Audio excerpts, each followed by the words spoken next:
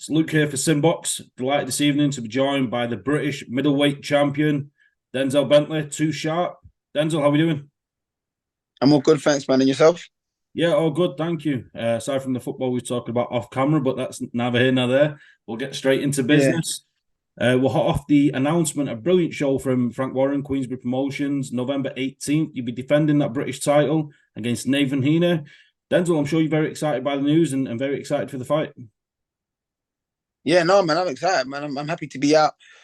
I last boxed in April. What's that? About 7 months ago to when I'm gonna fight. But yeah, man, I'm happy to be out again. I'm happy to be boxing. And Nathan Heaney, you know, tough fighter. Think he's tougher than we give him credit for. Decent level opponent. Someone that's gonna come and win like this. He's seen this as his world title fight, and it's gonna be a banging crowd. So there's a lot to be excited about. Absolutely, you mentioned now about being a banging crowd. Nathan Heaney is known as a good fighter, of course, 17-0 undefeated. Yeah, But he's also had them viral moments for the fans, the raucous noise they make. They're going to yeah, make yeah. noise on fight night. Is that something that you're anticipating? That even though it's in Manchester, you might be looked at as the away fighter, if you like?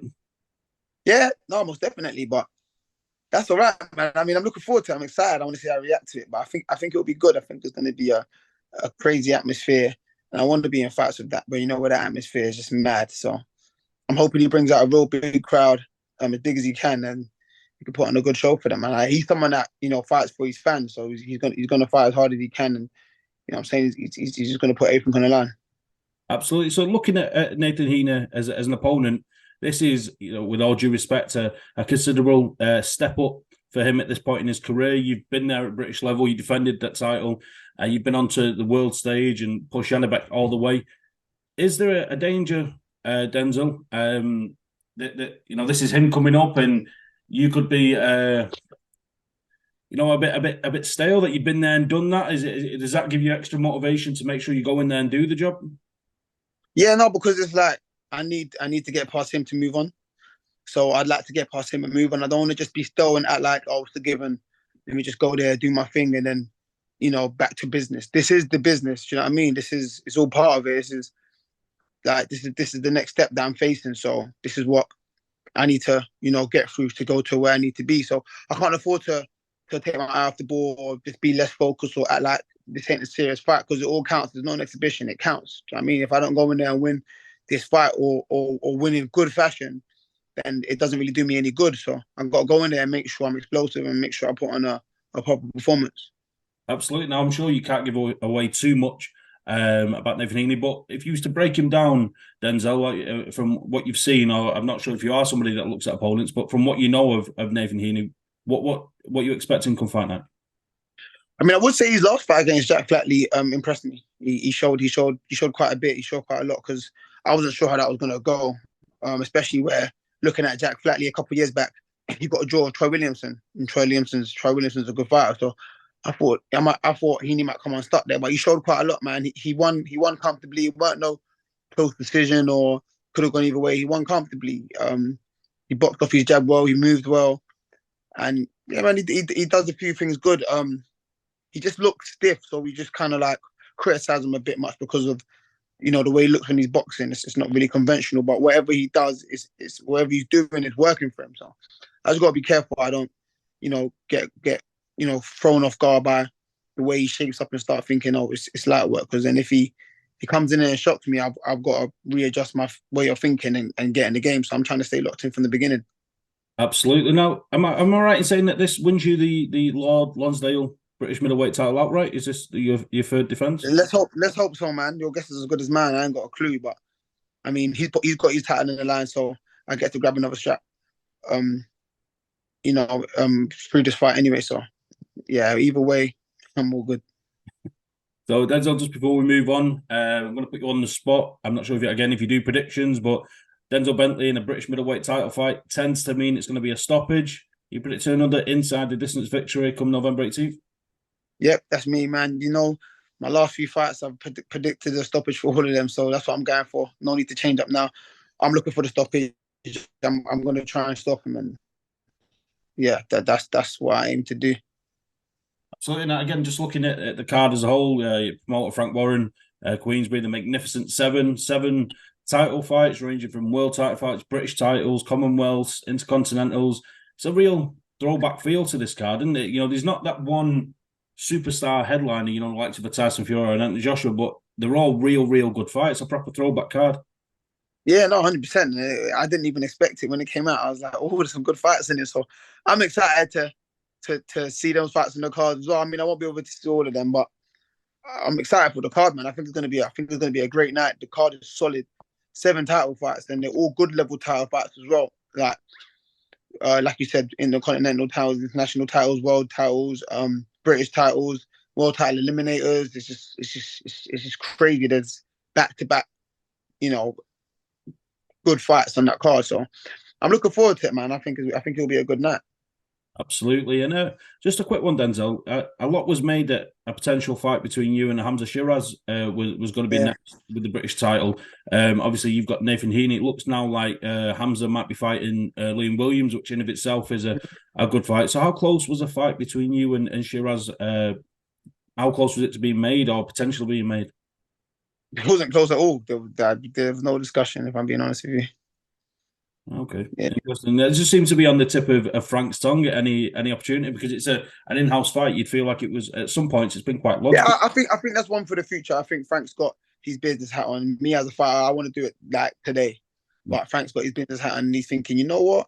There's a lot of noise between these two. Let's get them some fights and build them, and just make this a headline fight and sell out, you know, a decent venue. So I think that's the way they're seeing it on that side.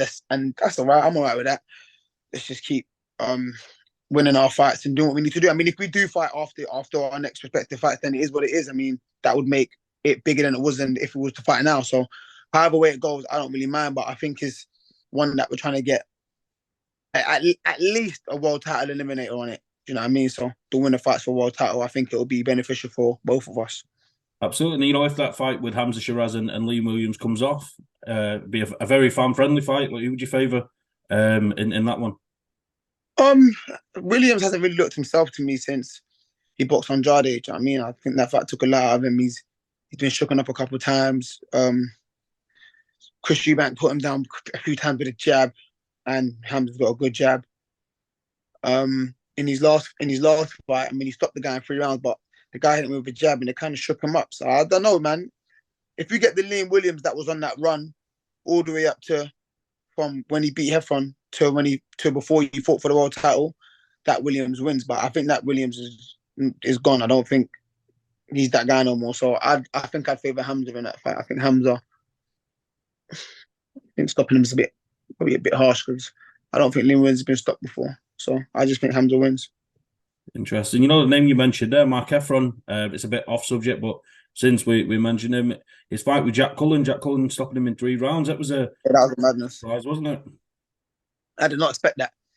I didn't expect that, but I think Heffron just rushed his work a little bit in that moment where he got stopped. He didn't really sit back to think. I think he probably had loads of rounds sparring with him because I think Dave Jennings used to train Mark, and obviously he trains Jack, so he would have had that advantage where he's with his old trainer, so he probably knows a lot more about him, and they'll work on certain things, mistakes that he made that they were trying to correct when he was with them. And they probably sparred loads of rounds together, and Mark Heffron probably got the better of him. Probably didn't, but probably got the better of him when they were both on a middleweight. So he probably went into that fight a bit too overconfident, thinking, "Oh, like I used to spar this guy, and I used to get the better of him." So I don't think he went in there using his boxing brain. He just went in there thinking, "I'm going to just bully him like I did," and then he ended up getting caught with a beautiful left hook and took him out. So, you know, another fight that could be, obviously, you're not going to overlook Nathan Heaney, but you're going to expect to go in and get the win on November 18th. Tyler Denny challenging for the European middleweight title against Matteo Signani. What's your thoughts on that fight, Denzel? And is a potential fight with good fight, man. Tried to get Signani for ages. I don't know how they managed to pull that off, but it's a good fight for him, man. Tyler Denny, you got to take a hat off to him, man, because he's come from the away corner, you know, his whole career trying to fight for the position he's in now, and he's done it. That's someone that's done it the hard way. Do you know what I mean? He hasn't been built. He hasn't done anything. He's fought his way to where he is. So you got to respect Tyler Denny. I mean, I hope he can go in there and win it. Signani is a champion. He's been the EBU champion for a while now. He lost it and won it back. So He's a driven man. He's a dedicated man. He is getting on a bit. We see how much we'd have to see how much the age affects him. But I mean, to still be boxing at 41, 42, he must live a clean life. So I think he might be all right for a couple of rounds, and as it goes down the stretch, then he might pick up and take over the late rounds. But you never know, man. I think they're quite similar in style. They both come forward and throw a lot of shots. It's just that Tyler Denny's a southpaw, so it's how Sinani handles southpaws. Tyler Denny, he hits hard enough, but he's not a puncher. His record shows that he's got no stoppages. But judging by the prospects he's fought on the way up, I think like 3 or 4 back to back to get to where he is. He's got enough pop in these shots to make them respect his power and throw them off balance. So I think he'll do well. I think he can win it. I just think I've seen enough of Sinani to be like, oh, he wins or he loses because of this. Do you know what I mean? Don't really know much about people he's fought, neither how good they are, but I think it's the fact that Tyler, he can definitely win. Absolutely, good luck to Tyler in that fight. Denzel, it's always good to talk boxing with you, man. And I just want to get your opinion on this past weekend. Canelo Alvarez successfully defending his 168 pounds undisputed world titles. He dominated and dropped Jamel Charlo, who was moving up in weight. He's the undisputed super welterweight champion. It was quite one-sided in the end, as I say. Was you surprised by how easy it seemed for Canelo? So, man, I was fuming because I was up watching the Lubin fight, and all of a sudden, I opened my eyes and it was like 11:30. I was like, wait, hold on, I've missed everything. I just fell asleep. And then when I saw the feedback and everything, everyone was like, oh, it's a boring fight. I'm like, oh, maybe I didn't really have a murder, did I? So I went back and watched it. And I think, everyone's right. I mean, boxing fans can be a bit harsh because we want to be entertained. And if we're not entertained, it's like, oh, you're useless. But listen, Charlo obviously felt the power of Canelo physically and punching power. And he obviously felt like, well, like this hurts. I'm way out of my depth here, not in terms of skill, but in terms of weight class. I mean, he's bit up a bit too much than he can chew. So he probably just went in his shell a little bit more than expected. We thought he was going to come and go out on his shield and stuff. But listen, not everyone wants to go in there and get knocked out. So he just tried to, do his best to put up the best fight he can and not get knocked out, which made for a disappointing fight for us. Canelo pressed the whole way, put him down in the 7th. And I think, he was just kind of negative towards that after what. Yeah, I mean, it's not a good way to really say. I mean, he is who he is. He's an undisputed champion, but it's not really a good way to say yourself. If that makes sense. I mean, a fight like that with Canelo, he's getting up 2 weight classes. If you think you want to put on a good enough show to show the fans, like when you do come back, you're still good enough. Right now, off that performance, if he comes back and he's not fighting a big name, it'll be hard, to sell that fight, because it's like your last fight, you just basically just tucked up and survived. So I mean, he didn't really do himself any favors, but listen, like I said, he is who he is. Undisputed world champion, the bank full of money. So I don't think he'd be too bothered about that. But yeah, I don't think he done himself any favors. Yeah, absolutely. In the world of boxing, Denzel, everything seems to be the world of fantasy, and we're looking at people jumping up in weights, catch weights, this, that, and the other. Do you take any truth to the rumours of maybe Terence Crawford going up and challenging Canelo? Do you think that's something that could possibly... It's mad because I remember him saying he would never go up to 168. Do you know what I mean? Which I thought that's a smart move. Like, you just live within your means and you're 3-weight world champion, 2-weight undisputed champion. Maybe go out one more weight, fight Charlo. If you could do it for the 3rd time, then listen, you're in the history books, you're a legend. But Canelo might be it might be a bit too much. I mean, if Canelo was still at 154, it's different, but Canelo's grown into a solid 168 pounder. Like everyone's saying, this may be 160 to 168 is Canelo in his prime. So you don't really want to go up that far. I mean, he's beat up big guys. He's knocked out 168. He's knocked out Caleb Plant as a big guy. You know what I mean? Like, as great as Crawford is, can you see him knocking out Caleb Plant? He's too big. Do you know what I'm saying? I'm not saying he can't go in there and outbox him, but it will take a lot, because that pressure for 12 rounds is going to catch you at some point. But I mean, Canelo's great. I mean, Canelo is great, but Crawford's great as well. And I'm a big Crawford fan, but I won't be upset if I don't see that. I mean, if they do fight, I'll be up, make sure I won't sleep, and I'll be watching that. But yeah, if they don't fight, I'll be happy with that. Like, yeah, you're both Hall of Famers. You didn't need to fight. No one's ever spoke about you fighting. It wasn't a fight that we wanted and never got. It's just one of those fights where if we get it, we're happy. But, yeah. Absolutely. I think, and it's only my opinion from the outside looking in, Denzel, is that with Crawford now, he's almost getting that mystique, that aura about him that we had not too long ago with Canelo, where we thought Canelo could go up to cruiserweight and beat Badu Jack Yeah, or exactly. Makabu. And then people was even talking about him catchweight with Usyk and then Bivol Yeah, on them rumours. So, I guess Crawford's only one or two weight classes away from size does matter. yeah, exactly. I mean, look, let's be honest. He's come up from 135 to 147. He's going into a solid 147 pounder, but he's 36 years old. Canelo's 33. He's young. You know what I mean? So him getting up, coming back down, his career still moving. Uh, Crawford, if he goes up to Canelo and loses, that might be the end of his career. And you don't want to end your career by doing too much. Like Andre Ward says, like he retired from the game early because he didn't want the game to retire him. Mm-hmm. Whereas if Crawford goes up to 168, back Canelo at 36 years old, we're not seeing a comeback. We're not seeing him finish off his career great, and we want to see him finish off his career in a great way. But yeah, man. I mean, 168 might be a bit too much, man. You can see how big and strong Canelo is. I mean, look what he done to Callum Smith. Deaded his arm, he outboxed him. Rocky Fielding knocked out. Paul Day might not be, that elite. Well, not Rocky Fielding might not be that elite level, but Callum Smith, Billy Joe Saunders, and do you know what I mean? He's undisputed at 168. So look, man, he's beat up big guys.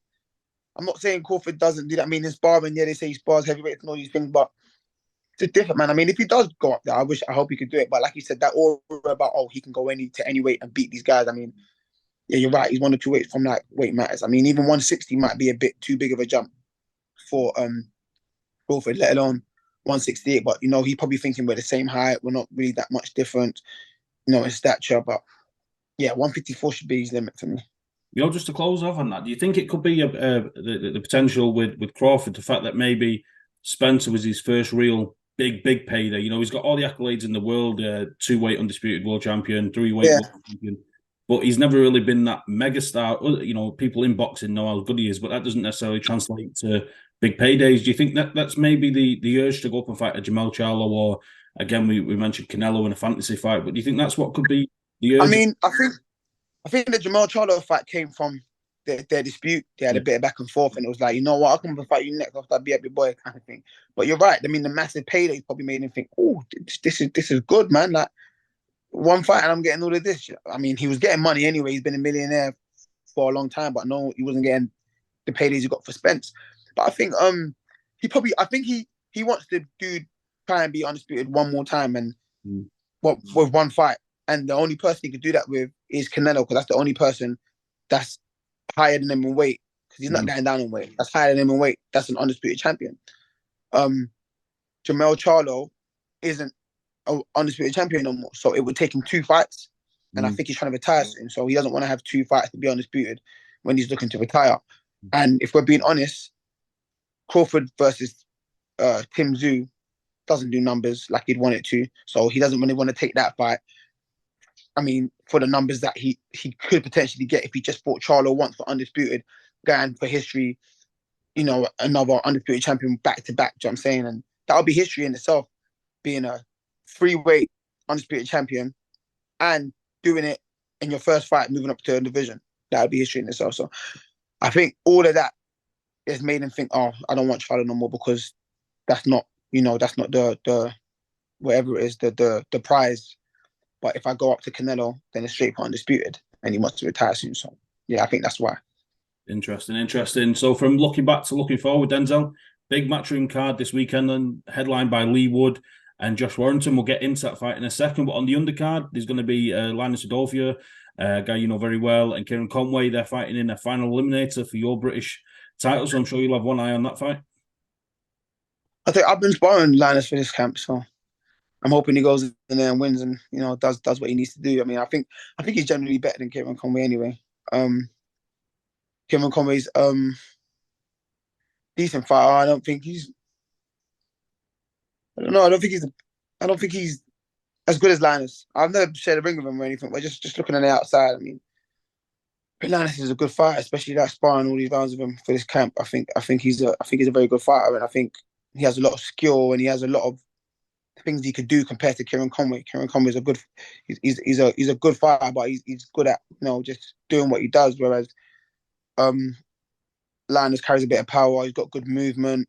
You know, he's got a good tank. He can go in and do what he needs to do. But I think he should win that fight, man. I don't see Kieron Conway winning that, if I'm being honest. I think Linus on points wins that still.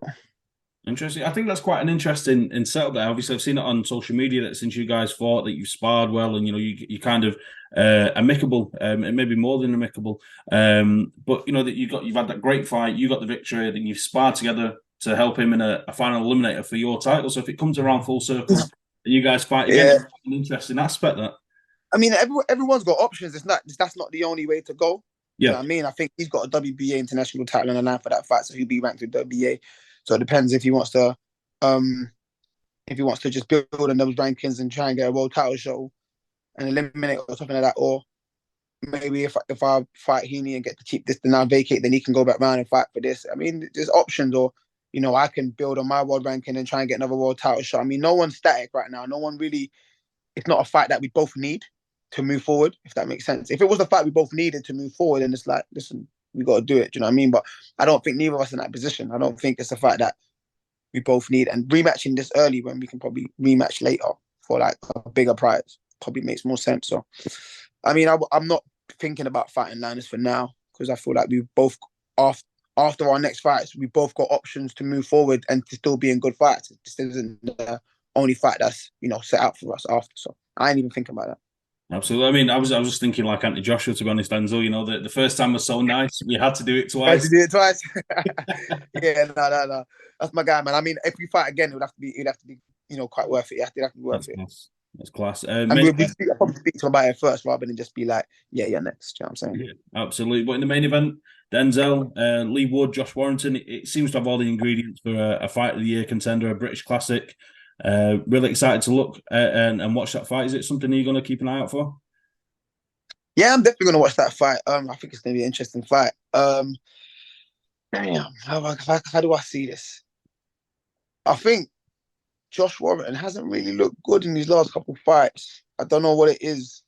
Maybe it just could be the style of the matchups, the style of people that he's fighting. But Leigh Wood has looked good in these last fights. He's been getting better and better.